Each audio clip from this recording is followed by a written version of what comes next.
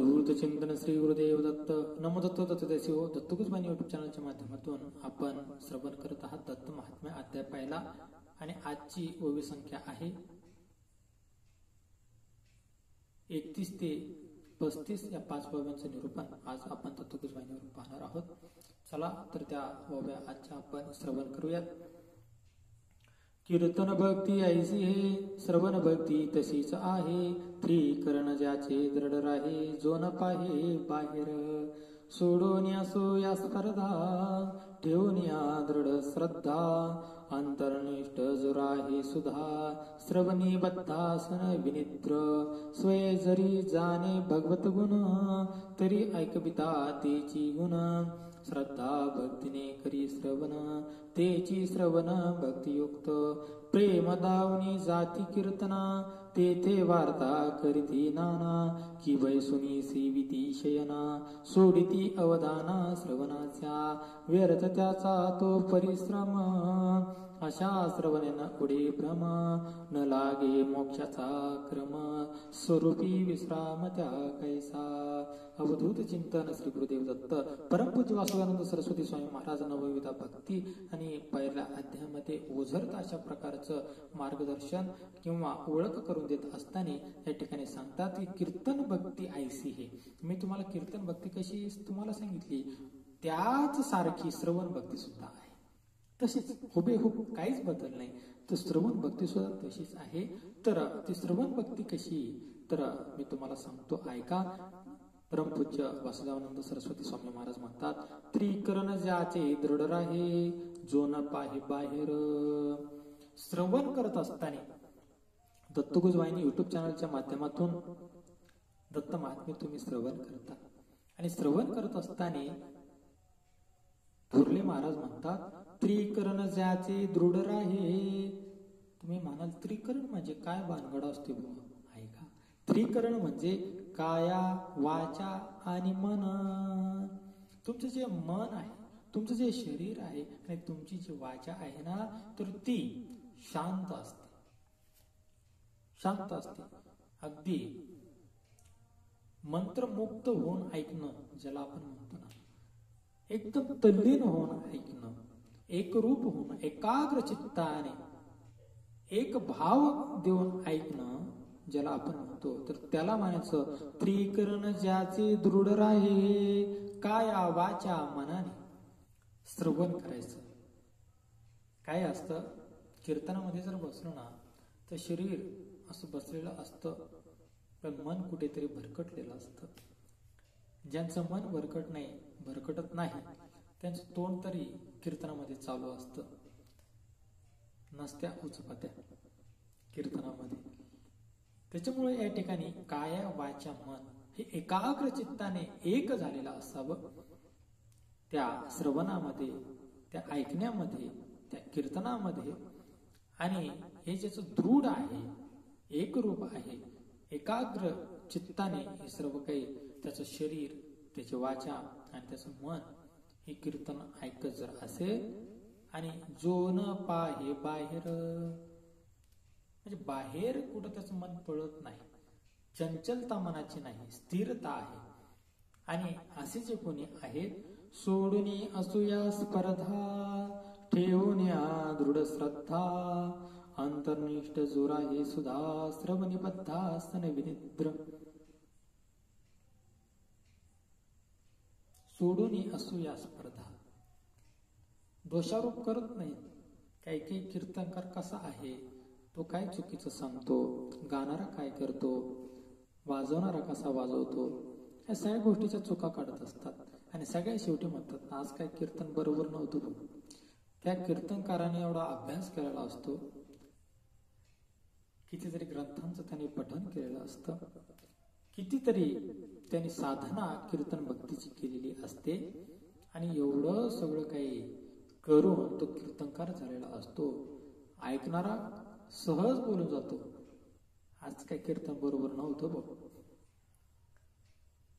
बरोबर नव्हतं म्हणजे त्याच्या मागे कारण असं असतं की ऐकणाऱ्याला कीर्तन म्हणजे काय हेच कळत नसतं मुळात. असे ऐकणारे आजच्या काळामध्ये वाढत चालले. विनोद जर झाला, कुचाळक्या जर झाल्या, सासूनाचे भांडणं जर कीर्तनात जर आले तर कीर्तन चांगलं होतं अशी म्हणणारी नवीन जात, हायब्रिड जात म्हणावं लागेल, संकरित नव्याने आपल्याकडे उदयास यायला लागलेली आहे. परंतु वासुदेवानंद टेंबे स्वामींनी या ठिकाणी त्याच्यावरती औषध फवारणी केलेली आपल्याला दिसते. हे मुळापासून काढले पाहिजेत, नाहीतर येणाऱ्या काळामध्ये धर्माला फार मोठं विचित्र वळण लागल्याशिवाय राहणार नाही हे संतांना माहिती. आणि म्हणून संतांनी ग्रंथ लिहून ठेवले. ग्रंथ म्हणजे संत आहेत, संतांचं चरित्र आहे, संतांचं बोध आहे. आणि म्हणून सोडून असूया स्पर्धा, कसल्याच प्रकारचा दोषारोप करू नये. कीर्तन ऐकत असताना कीर्तन ऐकावं, स्पर्धा ठेवू नये. स्पर्धा ठेवू नये. स्पर्धा कसली असते आमच्याकडे, मी किती ऐकलंय याची स्पर्धा असते. मी अमक्याचं कीर्तन ऐकलं, मी तमक्याचं कीर्तन ऐकलं. ऐकलं तर ऐकलं, त्यात काय मोठेपणा. ऐकतात लोक पण ऐकत नाहीत. ऐकतात पण किती ऐकलं हे त्यालाच माहित नसतं. आणि म्हणून कीर्तनकारांचं आजकाल फावतंय. एवढी कीर्तन झाली पण सुधारली किती, असं जर त्यांना म्हटलं ना तर ते सहज म्हणतात, महाराज कीर्तनाने कोणी सुधरत नाही आणि नर्तनाने कोणी बिघडत नाही. अशी म्हणणारी मंडळी सुद्धा आमच्याकडे आहे. असो, स्पर्धा करू नका. मी किती ऐकलंय, मी किती फार जाणकार श्रोता आहे, स्पर्धा करू नका. कीर्तनकार काय सांगतोय, दोषारोप करू नका, दोष पाहू नका. तर परमपूज्य थोरले महाराज म्हणतात, ठेवून या दृढ श्रद्धा, श्रद्धा ठेवा. काय सांगतोय ना, कीर्तनकार सांगतो म्हणजे सगळंच ऐकावं असं नसतं. काय ऐकायचंय, काय सोडायचंय ह्याच्यात त्याचा प्रश्न असतो. शेवटी जो तो स्वतंत्र आहे ना. तर श्रद्धा ठेवून तर ऐक ना. एक वाक्य जर मिळालं ना तर जीवन बदलतं. एक वाक्य जर चांगलं मिळालं ना तर माझ्या जीवनात आमूलाग्र बदल होतो. काही हानी जर होणारे असेल तर ती टळते. एक वाक्य फार मोलाचं असतं महाराज. म्हणून श्रद्धा ठेवून ऐका.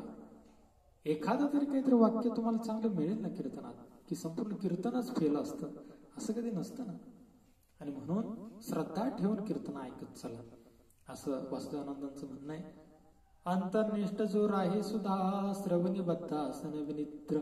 अंतर्निष्ठ निष्ठा पाहिजे कीर्तनांवरती, की माझाच कल्याणच होणार आहे आणि कीर्तनकार चांगलंच सांगणार आहे. भले त्याने चांगलं नका सांगू देऊ, पण एखादं तरी वाक्य नका त्याने एखादी वाक्य सांगणार. भगवंताचं चरित्र तर कळालं, भगवंताचं नामस्मरण तरी झालं, भगवंताकडे त्याचं लेखाजोखा आहे ना. आणि म्हणून अंतर्निष्ठ एकनिष्ठ राहा. जो राही सुधा, सुधा म्हणजे अमृत, सुधा श्रवणी अमृतमय. आपल्याकडे म्हटलं अमृत तुल्य कीर्तन. अमृत म्हणजे काय, ते नाशिवंत नाही. संतांची वाणी नाशिवंत नाही, म्हणून त्याला अमृतवाणी म्हटलं जातं. ज्ञानेश्वर माऊलींनी ज्ञानेश्वरी लिहून ठेवली. किती पारायणे झाले आजपर्यंत, मोजमाप आहे. दत्त महात्म्य परमपूज्य वासुदेवानंद सरस्वती स्वामी महाराजांनी लिहिलं. किती पारायणे झाली, किती माणसं तरुण गेली, किती दत्त भक्तांना त्याचा लाभ झाला. यादी आहे कोणाकडं, कुठल्या रजिस्टरला नोंद आहे, गिनीज बुक ऑफ वर्ल्ड वगैरे आहे कुठे नोंद? या गोष्टीची नोंद नसते बाबा. आणि म्हणून सुधा श्रवणी म्हटलेले. तर या कीर्तनामध्ये अमृततुल्य अशा प्रकारचं संतांची वाणी सांगितली जाते. त्याच्यामुळे सुधा श्रवणी अमृततुल्य येते. अमृततुल्य, आमच्याकडे अमृततुल्य चहा मिळतो अलीकडच्या काळामध्ये. कशाला काय ठेवतील, काही दिवसांनी अमृततुल्य दारू मिळेल असं नको कोणी म्हणायला. अवघड आहे मोठं. या ठिकाणी अमृत म्हणजे कधी नष्ट होत नाही, संतांची वाणी कधी नष्ट होत नाही. तुकारामाची गाथा बुडवली पुन्हा तरली, बुडत नाही संतांची वाणी. संतांचे विचार बुडवू शकत नाही. बुडणारे बुडतात, घरादारात सकट बुडतात, पण संत स्वतःला बुडवून घेतात. काय म्हणतो माझ्या ध्यानात येतं का? समाजाला वैताग. आमचे एकनाथ महाराज गोदावरीमध्ये स्वतःहूनच गेले, म्हटले आम्ही जलसमाधी घेतो. आमचे श्रीपाद श्री वल्लभ स्वामी महाराज कृष्णा नदीमध्ये जलसमाधी घेतली. परंतु ते बुडणाऱ्याला वाचवतात. ज्यावेळेस एक महिला येते ना आत्महत्या करण्यासाठी, वैतागले आता, मूर्ख मुलगा, पती विद्वान, लवकर गेला, जगून काय फायदा. लोक हेटाळणी करतात. हो, श्रीपादांनी वाचवलं, बुडणाऱ्याला वाचवतात. गुरुचरित्र वाचा, जास्त मी दाखले देत बसत नाही. आणि मग हे संतांची वाणी, ही अमृतवाणी, याच्यामुळेच त्याला म्हटलं जातं अमृतवाणी. कशामुळे? संतांची वाणी ही टिकते, चिरकालीन टिकणारी संतांची वाणी. अमृत जसं नाश पावत नाही, अमृत जो घेतो तो अमर होतो. संतांची वाणी ऐकेल तो जीवनामध्ये कृतार्थ होतो महाराज. आणि म्हणून सुधा श्रवणी असे शब्द प्रयोग आहेत. अंतर्निष्ठ जो राही सुधा, पुढच्या भागामध्ये श्रवणी, सुधा श्रवणी, अमृततुल्य संतांची वाणी ऐकण्यामध्ये जो कोणी अंतर्निष्ठ एकनिष्ठ राहतो, दृढ श्रद्धा ठेवून राहतो ना श्रोता. श्रोतेविषयी सांगितलं कसं ऐकावं. ऐका. बद्धासन विनिद्र. बद्धासन म्हणजे एकाच आसनावरती बद्ध बसलेला, हलणार नाही, डुलणार नाही. अगदी मंत्रमुक्त होऊन ऐकणं ज्याला म्हटलं जातं,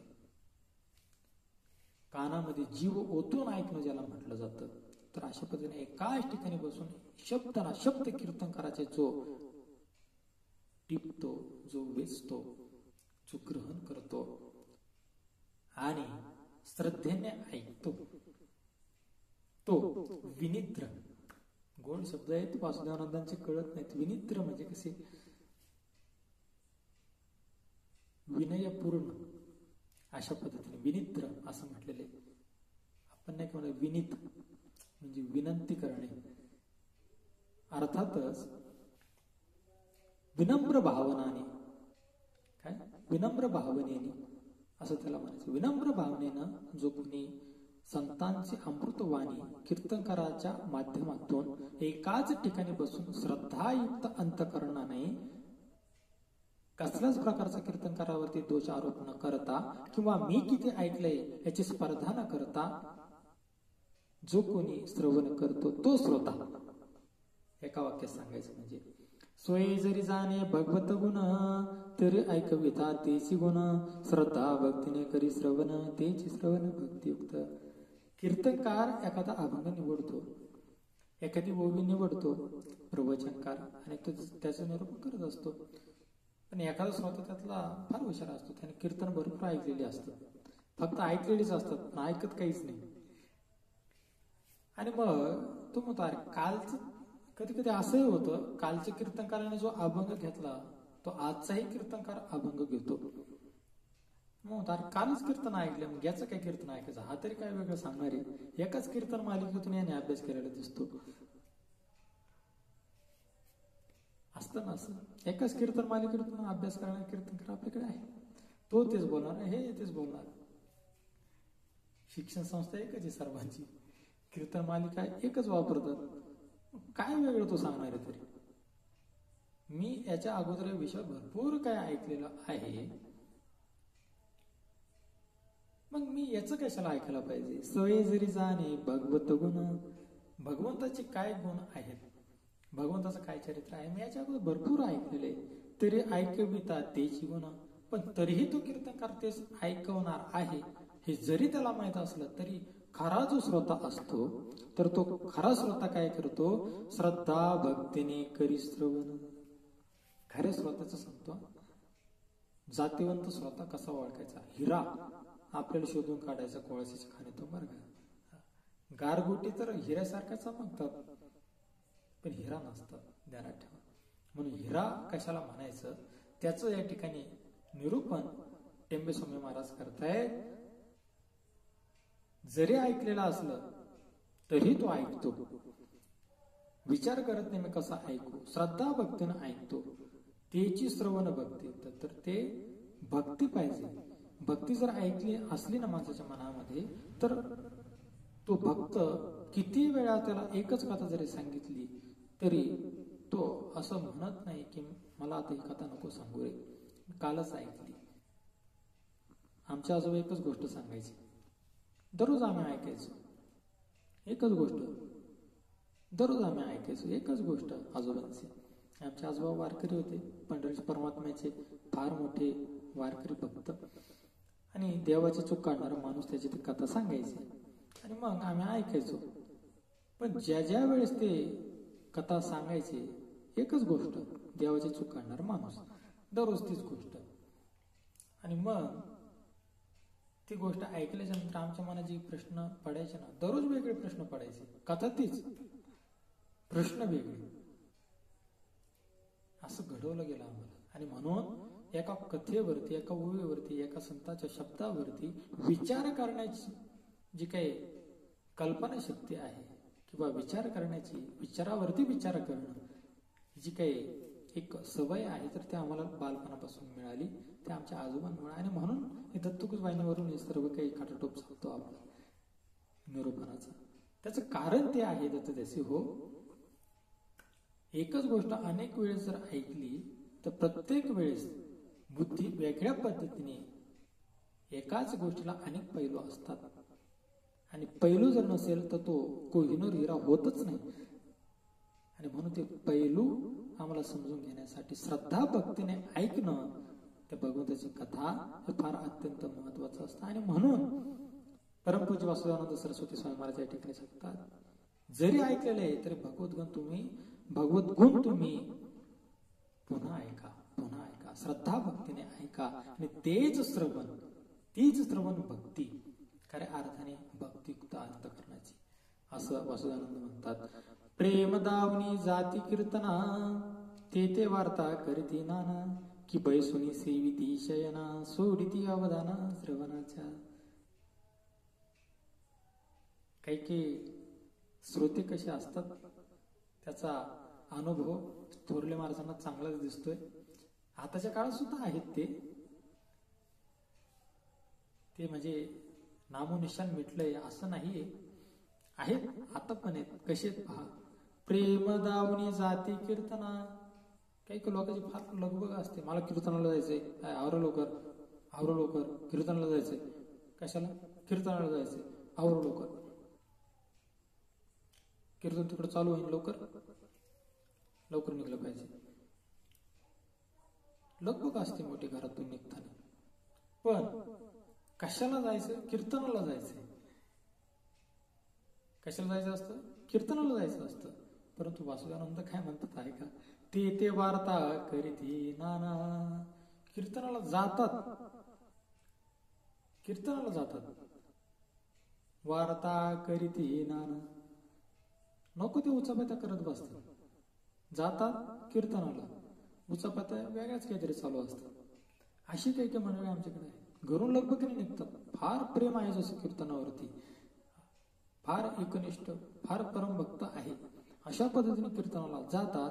परंतु कीर्तनाला गेल्याच्या नंतर तिथं मात्र कुचाळक्या, निंदा, नालस्ती, नको ते वार्तालाप ते करत असतात. आणि असे जे कोणी श्रोते आहेत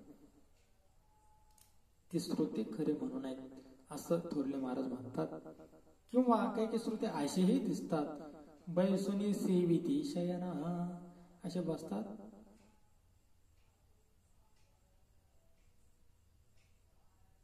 बैसुनी सेविती शयना. असे काही भगवत भक्त आम्हाला पाहायला मिळतात. म्हणतात काय करावं, घरी झोपेची गोळी खावी लागते, कीर्तनकारांच्या कीर्तनाला जाऊन बसलं की गोळीनं खाताच आम्हाला झोप येते. नशीब झोप तरी सुखाची लागते कलियुगामध्ये, ती पण आजकाल डॉक्टरांच्या हातात आहे. यापेक्षा कीर्तनाची चमत्कारिक कृत्य अजून दुसरी कुठली असली पाहिजे महाराज? हे निरोगी जीवन म्हणावं लागेल ना. असे काही काही डुकल्या खाणारे किंवा बसल्या जागी झोपी जाणारे कीर्तन सेवेमध्ये काही महाभागांचं दर्शन आम्हा कीर्तनकारांना घडतं. सोडिती अवधाना श्रवणाच्या. आणि काही काही असे लक्षच देत नाहीत कीर्तनाकडे. त्यांचं लक्ष दुसरीकडेच कुठंतरी असतं. आता कुठं असतं तुम्हाला सगळ्यांना माहिती आहे. ते आम्ही कशाला सांगावं ना. आणि म्हणून कीर्तनामध्ये लक्ष द्या. कीर्तनामध्ये झोपू नका. कीर्तनामध्ये गप्पा गोष्टी करू नका. कीर्तनाकडे लक्ष द्या एकनिष्ठ भावनेनं. अगदी कसलाही दोषारोप न करता, अगदी स्वतः किती ऐकलंय याची आत्मप्रौढी कसलीही न बाळगता तुम्ही दृढ श्रद्धेनं भक्तिपूर्वक अंतकरणाने भगवंताचं कीर्तन ऐका. तर तुम्ही खऱ्या अर्थाने श्रवण भक्ती करता असं म्हणता येईल. ते वार्ता करीती नाना की बैसुनी सेविती शयना सोडिती अवधाना श्रवणाच्या व्यर्थ त्याचा तो परिश्रम. थोरले महाराज म्हणतात जाताच कशाला रे तुम्ही. व्यर्थ त्याचा परिश्रम. व्यर्थ गेलं ना तुमचं कष्ट. त्यापेक्षा घरी गोधड घेऊन झोपलेलं केव्हा चांगलं. शरीराला तरी सुख मिळतं, आराम होतो या देहाचा. जातातच कशाला तुम्ही. तुम्हाला ऐकायचं नसतं, गप्पा मारायच्या असतात, त्या ठिकाणी डुकले घ्यायच्या असतात, त्या ठिकाणी जाऊन तुम्हाला लक्षही द्यायचं नसतं. जातातच कशाला कीर्तनाला. देह नेऊन फक्त बसवायचं तिथं कशाला. अरे मन चित्त एक पाहिजे. काही काही आमच्याकडे कीर्तन ऐकणारी मंडळी अशी महाराज तुम्हाला माहित नसेल, जे कीर्तनाला जातात ना त्यांना विचारतात. कारण की हे घरी असतात विचारणारे घरी असतात. बाजावर मस्त पहुडतात. उन्हाळ्याचे दिवस असतात, सप्ताह असतात, अखंड हरिनाम सप्ताह. आणि मस्तपैकी बाजार पहुडतात. मोठमोठाले भोंगे वगैरे लावले असतात. मस्त घरी ऐकायला येते कीर्तन.